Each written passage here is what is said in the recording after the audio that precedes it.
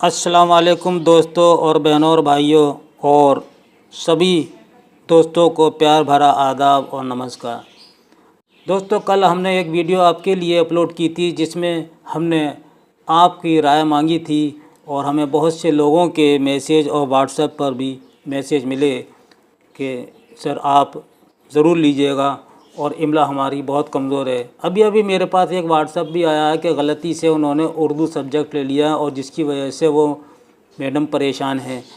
तो ऐसा नहीं है, और आप लोग तो उर्दू अच्छी तरह जानते हैं, आरपीएससी वाले अच्छी तरह जानते हैं और जो बड़ी क्लासों के हैं वो अच्छी तरह उर्दू लिखना जानते हैं। लेकिन कुछ ऐसे भी हैं, हमारे यूपी टेट में भी हैं, सी टेट में भी हैं, आरपीएससी में भी हैं, और एमपी में जो संविदा वर्ग 1-2 हो रहा है उसमें भी हमारे उम्मीदवार हैं, हमारे तलबा तालबात हैं, उनसे भी शायद उर्दू थोड़ी कम आती है। तो हमने ये वीडियो बनाने के लिए इरादा किया है कि उर्दू इमला यानी उर्दू कैसे सीखें। तो हम इसमें वही अल्फाज इस्तेमाल करेंगे जो आपके इम्तहानात में आने वाले होंगे। ऐसा नहीं है कि गैर ज़रूरी इमला हम आपके लिए बोल लेंगे, बिल्कुल नहीं है। और अगले वीडियो में हम आपको ये इमला जो बोलेंगे इसकी इस्लाह भी करेंगे और इस पैराग्राफ को भी हम दिखाएंगे। तो आइए हम सबसे पहले हम शुरू यहाँ से करते हैं कि हमें खुशखत लिखना चाहिए। खुशखत किसे कहते हैं? खुशखती 2 लफ्ज़ का मुरक्कब है, खू और ख़त, यानी अच्छा खूबसूरत लिखना उसको खुशखत कहते हैं। खुशनुमा जब तक नहीं लिखा जा सकता जब तक कि रस्मुल ख़त इमला यानी हर्फ की शक्लें, इनका जोड़ना वगैरह ना आता हो।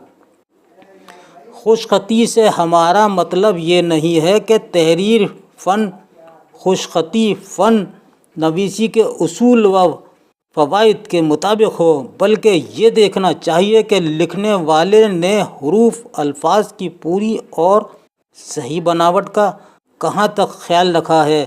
शोशे गिने चुने हैं, काफ का मरकज़ काफ के खड़े ख़त से मिला है या नहीं मिला है। हर हरूफ का नुक्ता या नुक्ता ठीक जगह पर हैं, यानी अच्छी सही जगह पर नुक्ते लगाए हैं। और 2 चश्मी है जिसको आँखों वाली हेक का इस्तेमाल भी हम कहते हैं, और ये हिंदी की मखसूस आवाज़ें हैं, ज़ाहिर करने के लिए उर्दू में ख़ास हो गया है, जैसे भा, फा, था, ठा, झा, छा वगैरह ये लिखा हुआ है। ये सब हिंदी आवाज़ें हैं, तो ये उर्दू में इस तरह लिखे जाएंगे। तो ये बात आपको अच्छी तरह याद रखनी है। अब आइए, इमला और रस्मुल ख़त। इमला और रस्मुल ख़त अलग अलग चीज़ें हैं। याद रखिए, इमला और रस्मुल ख़त अलग अलग चीज़ें हैं। उर्दू रस्मुल ख़त अलग है, अरबी रस्मुल ख़त अलग है। किसी लफ्ज़ को ठीक तरह से लिखा जाए, यानी अल्फाज में जो हरूफ आए हैं और जिस तरतीब से आने चाहिए, इन हरूफों को बाद जोड़े पैबंद भी सही हैं, तो इसे इमला कहा जाता है। जिस तरह से हम इमला कोई भी सबक है या ख़त लिख रहे हैं उसकी इमला दुरुस्त होनी चाहिए, उसके अल्फाज बिल्कुल सही होने चाहिए, ज़ेर ज़बर का कोई गलत इस्तेमाल नहीं होना चाहिए। तो ये चीज़ें इमला के लिए ख़ास ख्याल है, रखना ज़रूरी है। अल्फाज की सही तस्वीर खींचने को इमला कहते हैं। बात आ गई। और जब तरीक़ेकार इन हरूफ को लिखने के लिए इस्तेमाल किया जाता है वो इस्म रस्मुल ख़त कहलाता है। हाफ़ज़ा की मदद से अल्फाज लिखने को इमला कहते हैं। जो हमारे जहन में, हमारे दिमाग में, हमारे जो अल्फाज हमारे बैठे हुए हैं कि हम जो लफ्ज़ आपके लिए बोल रहे हैं और वो आपने बिल्कुल सही लिखा है, जो आपके जहन में है और जो पेपर में लिखने जा रहे हैं उसकी आप इमला बिल्कुल दुरुस्त लिख रहे हैं, ये है इसका सही इस्तेमाल और सही इमला। املا اور روزمرہ کی زندگی میں بہت سی کارآمد چیز ہے۔ حقیقت یہ ہے کہ کسی بھی زبان کو سن کر اسے تحریر میں لانے کی لیاقت پیدا ہوتی ہے، خاموشی سے متوجہ ہو کر غور کرنے سننے کی عادت ہوتی ہے اور قوت حافظہ کی تربیت بھی ملتی ہے۔ املا کے ذریعے اپنی بات کا اظہار کیا جا سکتا ہے۔ املا الفاظ کا صحیح تلفظ سکھاتا ہے، جملوں کی ترتیب، الفاظ ساخت، آواز کا اتار چڑھاؤ، زبر زیر پیش کو سمجھنے کے لیے املا نہایت ہی کارآمد اور مفید ہے۔ اردو رسم الخط میں مندرجہ ذیل حروف کی شکلیں صرف مختصر ہوتی ہیں۔ دیکھیے یہ ہیں رسم الخط کی شکلیں: جیم چ ح خ سین شین ضاد، یعنی جیم سے آ گیا جگہ اور چ سے آ گیا آپ کا ہ سے حلوہ آ گیا اور خ سے خطرہ آ گیا اور سین سے سفر آ گیا، شین سے شریف آ گیا، صراحت، ضعیف، عین غین ف کاف گاو، یہ چیزیں ہیں رسم الخط میں۔ تو دوستو یہ تو ہو گیا رسم الخط وغیرہ آپ کے لیے۔ لیجئے اب ہم آپ کو املا بولتے ہیں، اور اپنے قلم نکال لیجئے، اپنے پین تیار کر لیجئے اور نوٹ بک اپنے سامنے رکھ لیجئے۔ ہم ایک جملے کو 2 بار بولیں گے اور آہستہ آہستہ بولیں گے، اس کو آپ لکھیں گے، اور جو لفظ آپ کی سمجھ میں نہیں آتا ہے تو اس کو لکھنے کی کوشش کریں، حتی الامکان کوشش کریں۔ اور یہ املا ہم آپ کو کل کی ویڈیو میں دکھائیں گے، لیکن اگر مشکل لفظ ہوگا تو ہم آپ کو ضرور بتائیں گے۔ امید ہے کہ آپ اچھی طرح اس کو لکھ لیں گے۔ تو آئیے ہم شروع کرتے ہیں۔ اردو قواعد کی روشنی میں مذکر و مؤنث کی تعریف، یہ اوپر ہیڈنگ ڈالیے۔ آپ نے میری آواز سنی؟ ایک بار اور سنیے۔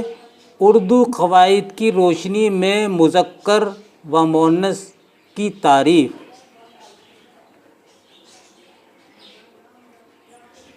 لکھ لیا؟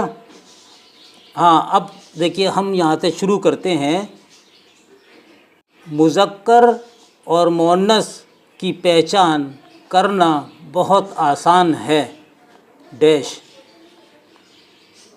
مذکر اور مؤنث کی پہچان کرنا بہت آسان ہے، ڈیش۔ اگلا جملہ: مذکر میں عام طور پر الفاظ الف پر ختم ہوتے ہیں۔ اگلا جملہ ہے: مؤنث الفاظ کے آخر میں ای آتا ہے، یعنی چھوٹی یہ آتی ہے۔ اگلا جملہ ہے: مذکر جو اسم نر کے لیے بولا جائے مذکر کہتے ہیں۔ مذکر کس کو کہتے ہیں؟ نر کے لیے، ٹھیک ہے نہیں؟ مؤنث جو اسم مادہ کے لیے بولا جائے اسے مؤنث کہتے ہیں۔ جیسے دیکھیے یہ مذکر لکھا ہوا ہے، پلنگ ہندی میں اس کو کہتے ہیں، اور یہ ہے مؤنث جس کو ہم استری لنگ ہندی میں کہتے ہیں۔ تو جیسے آگے لکھیے، جیسے لڑکا، قوما کبوتر، قوما گھوڑا وغیرہ مذکر ہیں۔ کرسی، قوما گھوڑی، لڑکی، گائے وغیرہ یہ کیا ہیں؟ یہ مؤنث ہیں۔ دیکھیے چھوٹی یہ اس میں زیادہ استعمال ہوئی ہے، تو یہ مؤنث ہے۔ یعنی مؤنث اس کو کہیں گے جو عورت کے لیے آتا ہے، مادہ کے لیے آتا ہے، اس کو ہم مؤنث کہیں گے، اور نر کے لیے جو لفظ بولا جائے اسے کیا کہتے ہیں؟ مذکر کہتے ہیں۔ تو مذکر کس کو کہتے ہیں؟ جن الفاظ سے نر یا مرد ظاہر ہوں جیسے لڑکا، آدمی، شیر، مور، کتا وغیرہ۔ اور مؤنث جن الفاظ سے مادہ یا عورت ظاہر ہوں جیسے لڑکی، عورت، شیرنی، کتیا، مورنی وغیرہ۔ یہ ہیں آپ کے لیے اردو قواعد کی روشنی میں ہم نے ابھی آپ کو املا بولی ہے۔ تو تھوڑے سے مذکر اور مؤنث بھی آپ لکھیں۔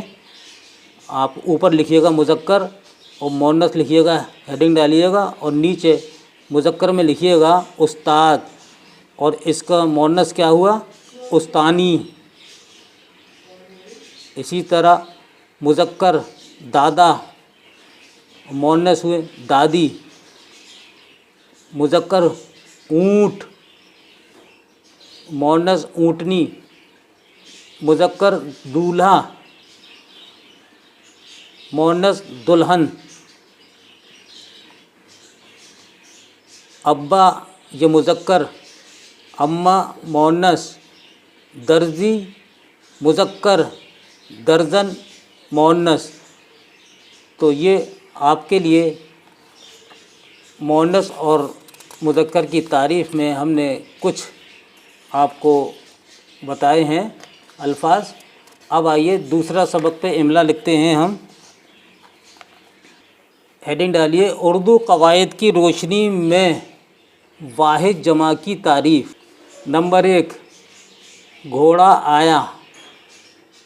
نمبر 2 گھوڑے جا رہے ہیں۔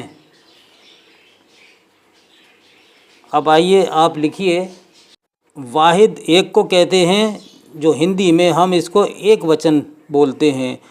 جمع ایک سے زیادہ کو کہتے ہیں جس کو ہندی میں بہو وچن کہتے ہیں۔ تو لیجیے آپ اس کی املا لکھیے۔ پہلے جملے میں ایک گھوڑا آیا ہے اور دوسرے جملے میں گھوڑے جا رہے ہیں، یعنی ایک سے زیادہ گھوڑے ہیں۔ پہلے والے جملے میں ایک گھوڑا واحد ہے، دوسرے والے جملے میں گھوڑے جمع ہیں۔ یہ یعنی ایک چیز کو واحد کہتے ہیں اور ایک سے زیادہ چیز کو جمع کہتے ہیں، جیسے لڑکا، لڑکی، بلب، گھوڑا، میز، کرسی وغیرہ واحد لفظ ہیں، یعنی یہ ایک وچن ہے جس کو سنگولر کہتے ہیں۔ اور لڑکے، لڑکیاں، کرسیاں، گھوڑے وغیرہ جمع کہلاتے ہیں۔ یہ ہو گئے ایک سے زیادہ، جس کو ہم پلورل کہتے ہیں۔ تو اب اسی طریقے سے واحد لکھیے اوپر، اور آگے پھر اوپر ہی جمع لکھیے۔ تو استاد، اس کی جمع ہوگی اساتذہ۔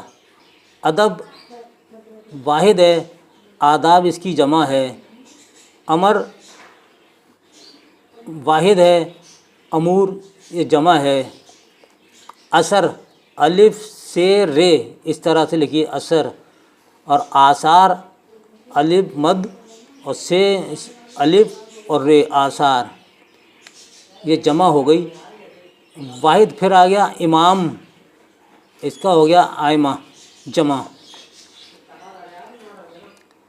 اسلوب یہ ہے واحد، واحد کی جگہ لکھیے اسلوب، اور اس کی جمع ہے اسالیب۔